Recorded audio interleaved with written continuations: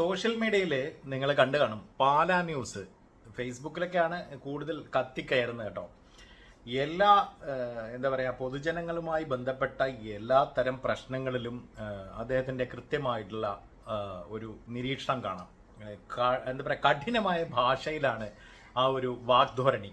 അപ്പോൾ ഇന്ന് വളരെ വ്യത്യസ്തമായ ഒരു നിരീക്ഷണം കണ്ടു. അതായത് മദ്യപനായ ഒരു എന്താ പറയുക തൊഴിലാളിക്ക് കേരളത്തിൽ സംഭവിക്കുന്ന അയാളുടെ ജീവിതത്തിൽ സംഭവിക്കുന്ന ചില സംഗതികളെ പറ്റി വളരെ സരസമായിട്ട് അദ്ദേഹത്തിൻ്റെ ഒരു വീഡിയോ കണ്ടു. അത് ഇപ്രകാരമാണ്. അതായത് ജോലിക്ക് പോകുന്ന ആ ഒരാൾ സമ്പാദിച്ചു കൊണ്ടുവരുന്നത് 1000 രൂപയാണെങ്കിൽ, ഒരു കൂലിപ്പണിയുടെ കാര്യമാണ് പറയുന്നത്.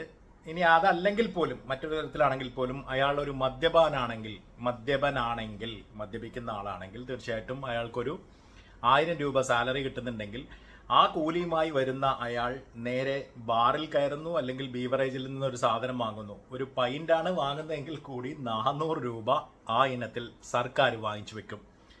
അതേപോലെ തന്നെ അയാൾ വീട്ടു സാധനങ്ങൾ വാങ്ങുകയാണെങ്കിൽ ഒരു 100-300 രൂപയുടെ എങ്കിലും സാധനം വാങ്ങിക്കേണ്ടി വരും. കാരണം ഇപ്പോഴത്തെ വില നിലവാരം എന്ന് പറയുന്നത് ഒരു പ്ലാസ്റ്റിക് കവറിൽ പ്ലാസ്റ്റിക് കവർ പോലും സാധനങ്ങൾ കിട്ടാത്ത ഒരു സ്ഥിതിയുണ്ട്. വെളിച്ചെണ്ണയ്ക്കൊക്കെ മുടിഞ്ഞ വിലയാണ്, അറിയാലോ. 500 രൂപയ്ക്കാണ് വെളിച്ചെണ്ണയുടെ 1 കിലോയുടെ വില.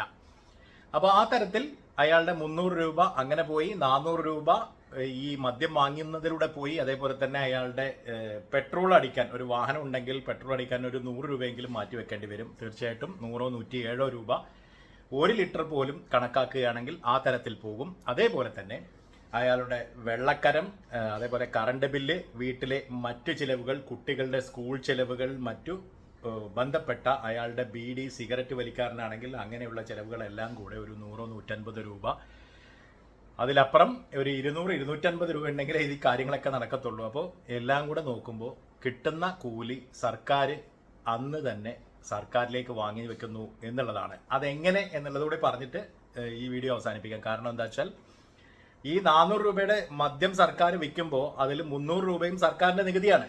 ഇപ്പോൾ വെള്ളക്കരമാവട്ടെ, KSEBയുടെ വൈദ്യുതി ആവട്ടെ, വൈദ്യുതിക്കൊക്കെ ആണെങ്കിൽ 200 യൂണിറ്റ് വൈദ്യുതി വരെ തമിഴ്നാട് കൊടുക്കുന്നത് 235 രൂപയ്ക്കാണ്. ഇവിടെ കേരളത്തിൽ നമ്മളതിന് 1000 കൊടുക്കണം, അല്ലേ? അപ്പോൾ എത്രയാണ് സർക്കാർ പിടിച്ചു പറിക്കുന്നതെന്ന് നോക്കുക, സർക്കാർ ഏജൻസികൾ. അപ്പം ഇതാണ്, ഇതിനൊന്നും ഒരു വ്യത്യാസവും നമ്മുടെ ഈ ഇരു മുന്നണികളും ഭരിച്ചിട്ട് സംഭവിക്കുന്നില്ല എന്നുള്ളതാണ് ഒന്നാമത്തെ കാര്യം. അപ്പോൾ വിവിധ ഇനങ്ങളുള്ള ടാക്സുകൾ പിടിച്ചുപറി പോലെ സർക്കാരിലേക്ക് തന്നെ വാങ്ങി വെക്കപ്പെടുകയാണ് ചെയ്യുന്നത്. അധ്വാനിക്കുന്ന ഈ മനുഷ്യന് 1 രൂപ പോലും ബാക്കി ആവുന്നില്ല എന്നുള്ളതാണ് നമ്മൾ ഓർക്കേണ്ടത്.